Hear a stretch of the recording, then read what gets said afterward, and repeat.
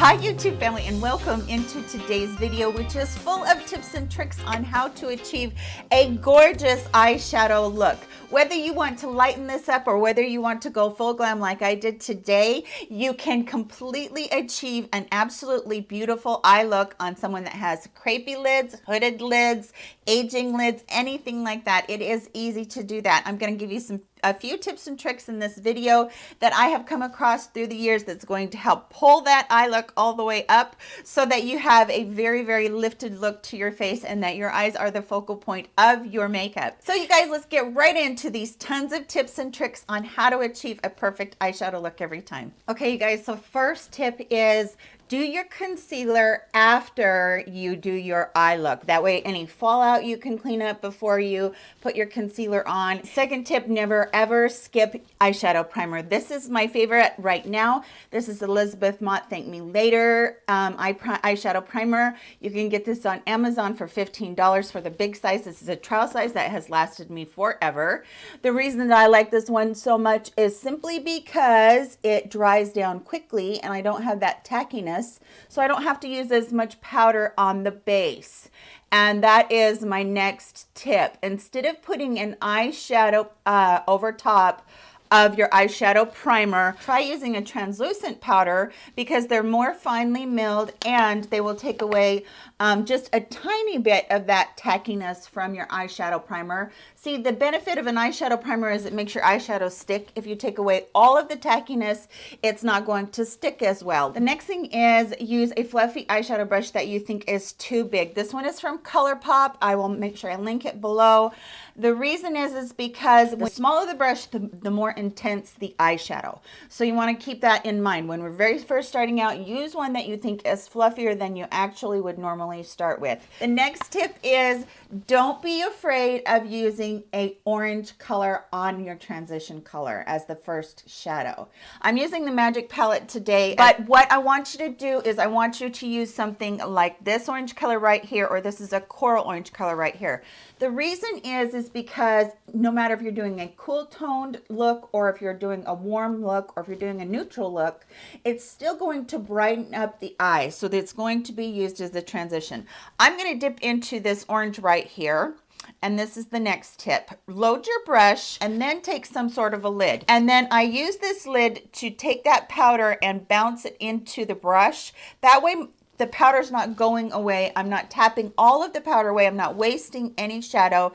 I'm actually loading the brush. Then I take and I tap off whatever's excess. And okay, next tip, always start with the outer corner of your eye. If you start in here, that's where the most color is going to go. If you start at the outer corner, you're going to be able to blend it, but you're going to get most of your color right there. And the next tip is do little stippling motions or little round motions.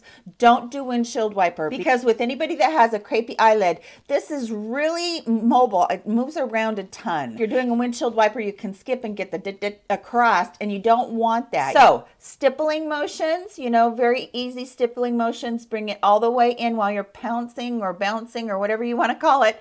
And then go to the next one. Turn your brush in your fingers. So you're turning your brush in your fingers. See how I'm rolling it like that? And then you're going to the next eye and you're going to continue with that eye and again just pounce and stipple across.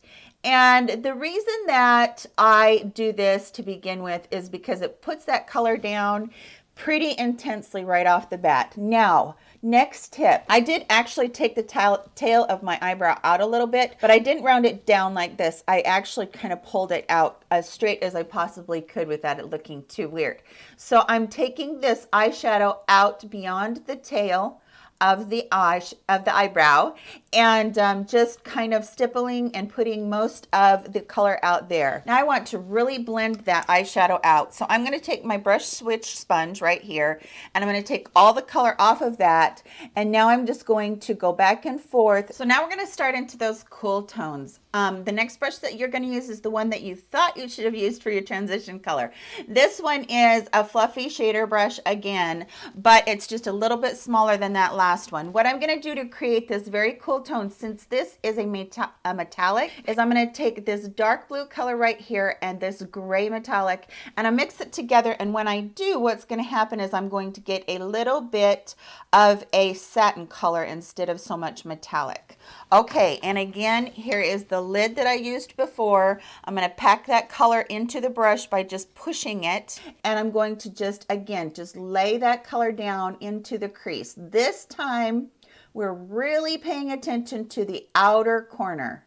This time, we're just basically laying as much color as we can down in this outer corner. And I'm going to go back and forth a lot because I want the brush to have equal amounts each time I go back and forth. This is where you get the outer V. And I'm going to really be building this up a lot. So it's going to take a lot of blending. This is the part where everybody gets impatient. I'm going to be bringing that color up to meet the other color too at the same time. But I'm going to be really paying attention to this outer corner. And at this part, you're wanting to get down in the crease. So you're just going to keep looking at your eye straight on. You're going to keep just looking forward, and you're going to see where you're missing. You know, you're going to see how the two colors are melding. So just keep doing that. Keep going back and forth until you have the colors to where they look like they're even. And you have a lot of the color out here. Don't be afraid that that color is coming out too far. We're going to clean that up in a minute. Okay, so now I'm using a shader brush. These brushes are specifically made to lay down a lot of payoff in our colors. So again, I'm going into this blue right here, and I'm even going to come towards the bottom lash line just a tiny bit so that it will meet up. And again, I'm not coming over very much, and I'm not going up. I'm staying right down here to create this simple V.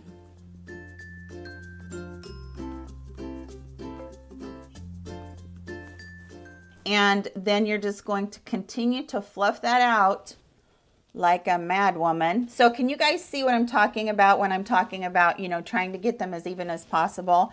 I can see like right here, I feel like I don't have enough built up just right there. So I'm going to go in with this brush again, and I'm just going to build that up. I'm going to go ahead and lay down some color on my eyelid. But what I'm going to do is I'm going to make it so that this color right here in the very center of my eyes is the lightest color possible. You know those sponge tip applicators that we throw away every single time we get an eyeshadow? Those are what I choose to lay these colors down with, these metallic colors. So we're going to go into this one right here, which was the gray that we used with the dark blue. And we're just going to now just lay that color down. But instead of pulling it all the way across, I'm going to start right here on the inside. And I'm going to lay it down there. And then I'm going to lay it down a little bit right out here towards the edge, picking more color up. And I'm going to do that same thing over here on this eye.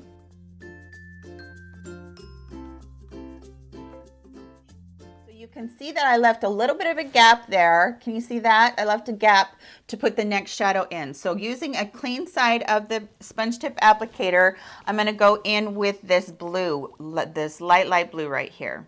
And I'm going to load that. So here we go. And we're going to put that right in the middle. And look at how easy that is. That just creates such an easy look for you guys. So you're going to take both of them and you're just going to meld them together. A lot of people ask me, how do I keep it from transferring? How do I keep the metallic from transferring up to the other part of the eye look? What you're going to want to do is you're going to want to go back to that very first brush we used, and you're going to want to just go across the metallic color very, very lightly.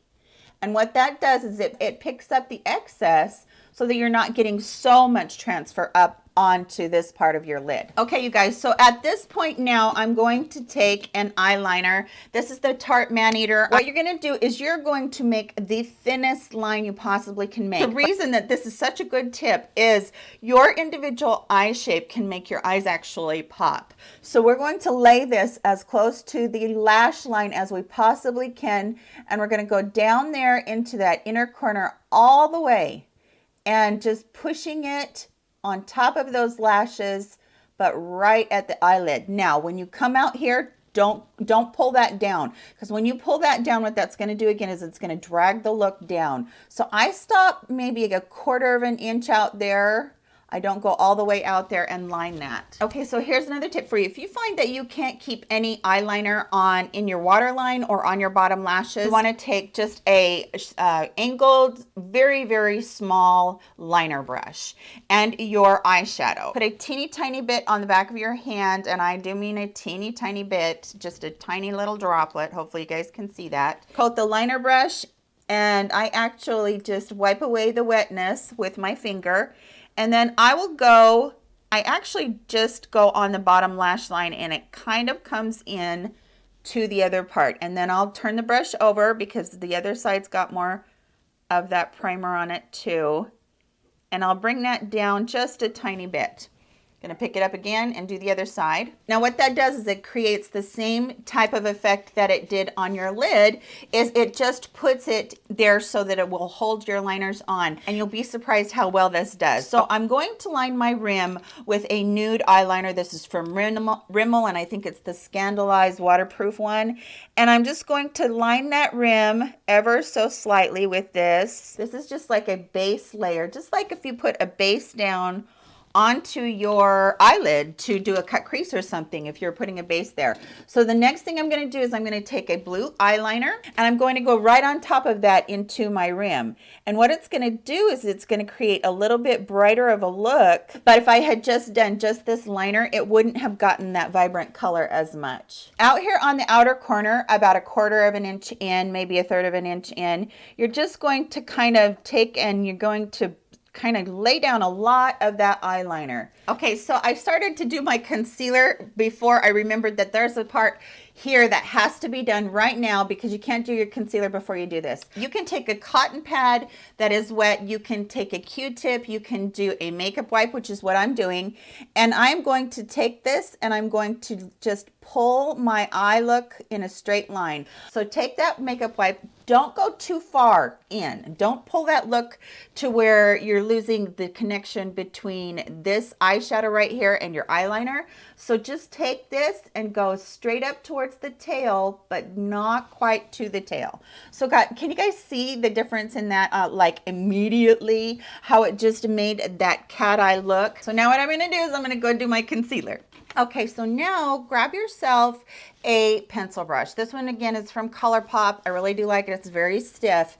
And what I'm going to do is I'm going to take this eyeliner that I just did, and I'm going to just kind of smudge it out as much as I want to along this bottom line, paying attention to really get close to the line. And you can see right there, because we brought that down just a little bit more, it's just connecting so pretty right there. Okay, and then lastly on the look, I'm going to go in with this light blue.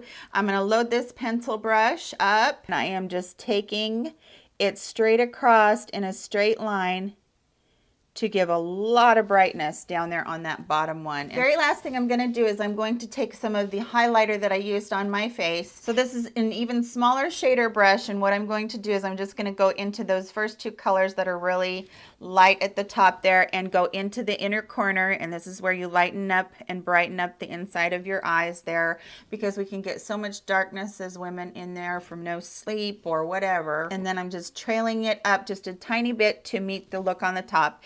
And then I'm going to take this again, I'm going to go on the top of my eyebrow right there, just to create a little bit of light reflecting properties right there. And then I'm going to go out here at the tail end of the eyebrow, and I'm going to just barely put just a little bit of that highlighter out there, just barely. So the whole look was about pulling that eye up. If I had a hooded eye, if I had a crepey eye, if I had droopy eyes, anything like that, it's all about pulling that whole eye look up. So there's the completed look, you guys. Once you get this technique down pat and you get all those tips in your head and you just think about them, it's automatic. And this can go so fast for you. I bet I can do my eye look in about 5 minutes. This was actually full of my tips and tricks. So if you guys like this video, and if you like to hear other tips and tricks about other parts of my makeup, give me a thumbs up and let me know in the comment section below if there is a specific thing that you're working on that you can't quite feel like you're mastering, and I'd be happy to help you with that. Love you guys so very much. Thank you for always supporting me, and I will see you in my very next video. Bye, you guys.